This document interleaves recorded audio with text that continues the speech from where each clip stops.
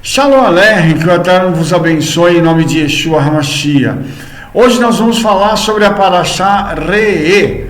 E esta Parashá é uma Parashá muito interessante, porque o nome Re'eh significa observe. E eu quero tratar de um assunto dentro da Parashá que está lá no livro de Deuteronômio, no capítulo 12. Quando o Senhor fala que ele vai fazer com que Israel entre na terra prometida, mas que Israel deve tomar os altares estranhos, deve derribar, queimar os ídolos estranhos, as imagens esculpidas de Israel deve apagar e fazer com que o nome dos deuses estranhos sejam apagados. E interessante que aqui em Deuteronômio 12, 5 diz assim: mas o lugar que o Eterno vosso Criador escolher de todas as vossas tribos para ali pôr seu nome, buscarei para a sua habitação e ali vireis. E ali trareis os vossos sacrifícios, os vossos holocaustos, os vossos dízimos, a oferta alçada da vossa mão, os vossos votos, as vossas ofertas voluntárias e os primogênitos das vossas vacas e das vossas ovelhas.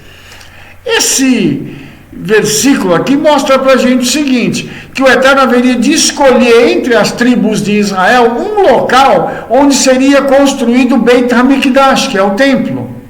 E esse local foi escolhido nos termos da tribo de Benjamim, na cidade de Jerusalém.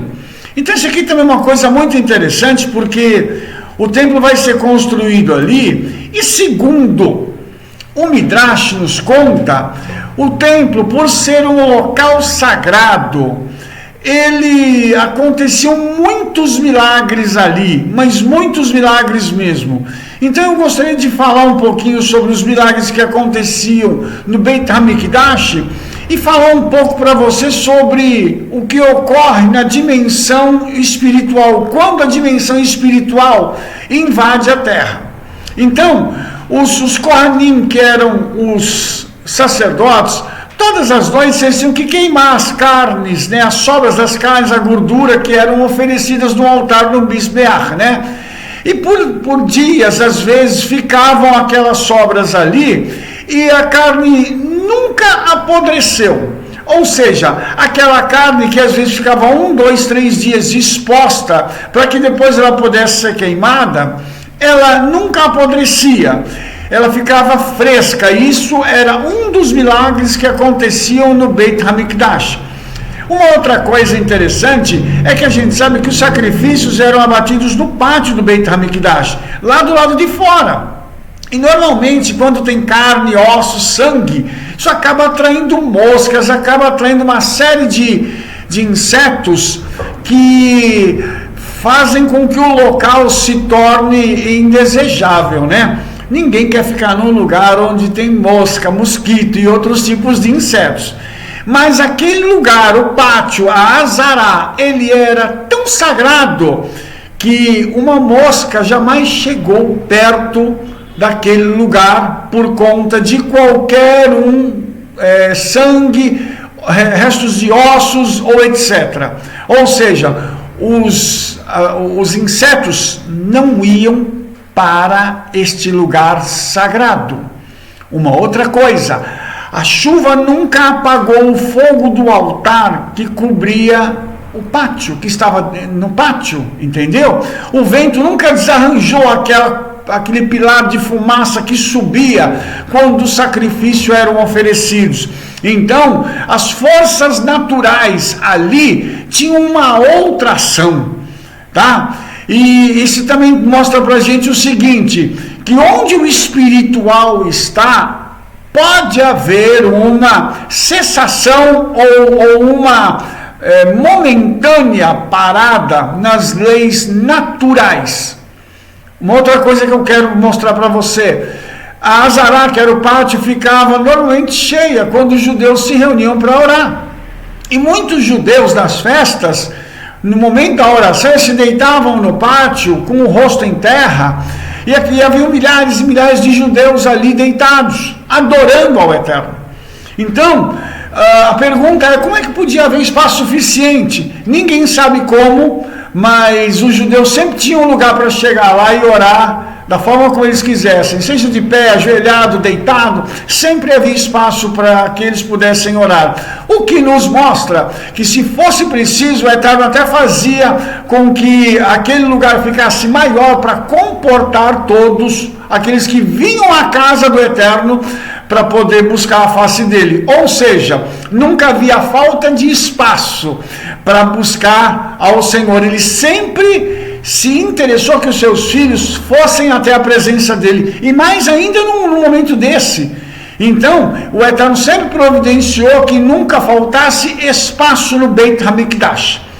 E uma outra coisa que eu quero finalizar é que os Lechem Hapanim, ou os pães da preposição, pães da presença em hebraico, né, literal, esses pães eles eram colocados a cada Shabbat na Shulchan, que era a mesa, e eles ficavam uma semana ali até serem trocados. Só que quando havia a troca dos pães, os sacerdotes faziam questão de mostrar aos judeus que estavam ali presentes no momento da troca que os pães ainda estavam quentes. Ou seja, quando os pães eram colocados ali no lugar santo, o tempo como que não passava, e é como se ele tivesse sido posto ali no momento anterior, e o sacerdote fosse buscá-lo já para poder retirar, só que aquele pão tinha passado ali uma semana.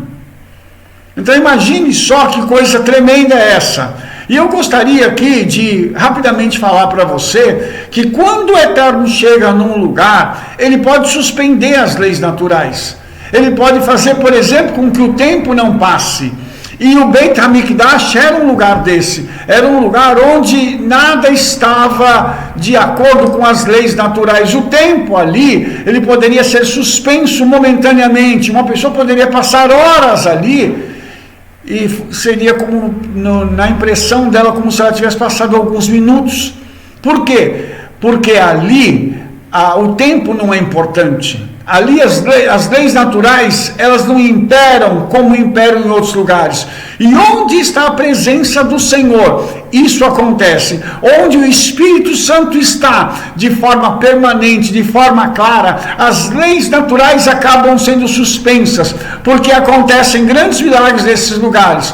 Nós temos lugares, não só em Israel, como em todo o mundo, onde quando você chega, há uma presença diferenciada. E essa presença é que faz com que aquele lugar seja especial.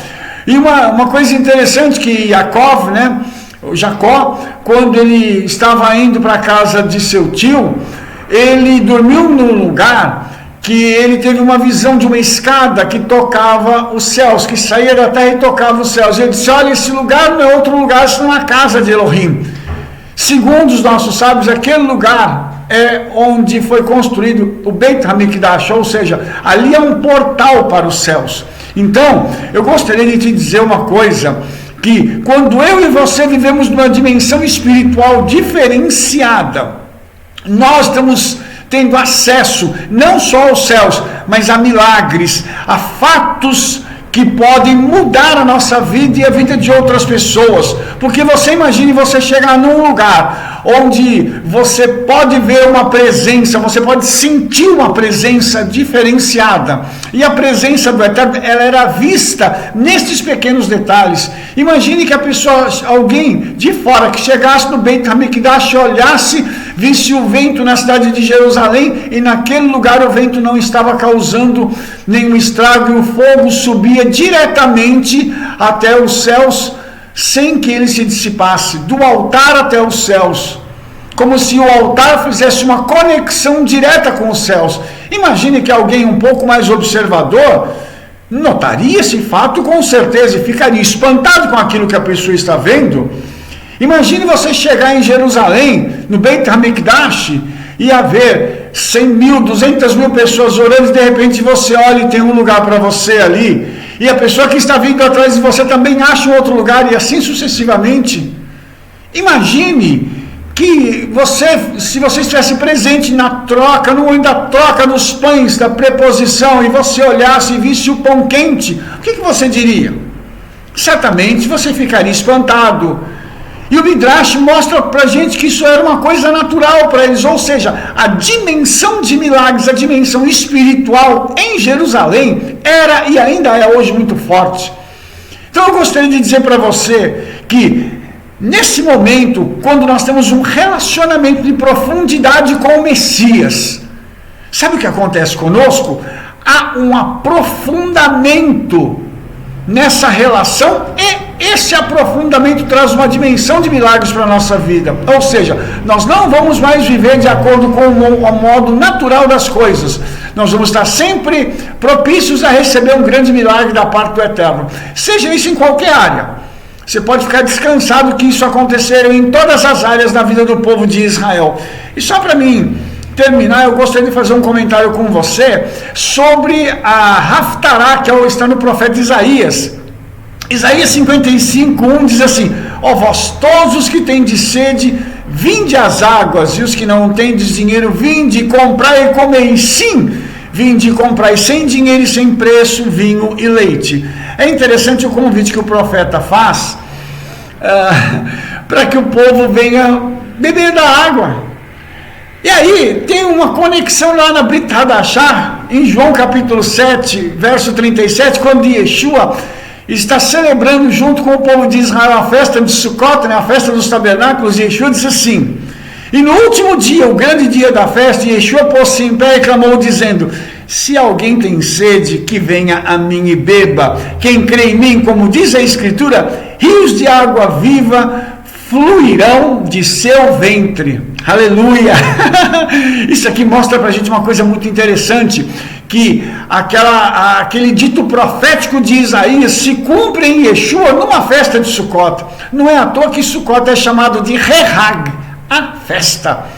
E isso é maravilhoso para nós, porque mostra que onde Yeshua está, abre-se uma dimensão diferenciada de milagres, há algum mover diferenciado, e onde Yeshua está, as coisas nunca ficam da mesma forma. Alguém sai contaminado pela presença de Yeshua, alguém sai curado, alguém sai cheio do Espírito Santo, alguém sai dali com a solução do seu problema, porque onde Yeshua está, esses rios de água viva estão fluindo, e onde flui a água viva, o milagre é natural acontecer. Então a Parashá Re'eh tem para mim e para você essa dimensão tremenda, esses milagres, esse mover do Todo-Poderoso nas nossas vidas. Não deixe isso fugir da sua vida, entre nesse mover, busque a face de Yeshua, peça ao Espírito Santo que te encha, peça a Ele para que esses rios de água viva possam tomar conta da sua vida e você possa finalmente ter uma experiência diferenciada com Ele. Vá até a casa do Senhor. Se você acha que na sua casa isso não é possível, vá até a casa do Senhor, então, e clame naquele lugar, ou um lugar onde foi separado para que o nome dele estivesse. Vá ali, busque a face dele e receba o seu milagre, em nome de Yeshua. Que o Todo-Poderoso te abençoe. Eu vejo você na nossa próxima parashá, no nosso próximo vídeo, em nome de Yeshua. Se você gostou do nosso vídeo, dê uma favoritada no vídeo aí, faça uma propagandazinha, diga para todo mundo aquilo que você recebeu através desse vídeo. Se inscreva no nosso canal.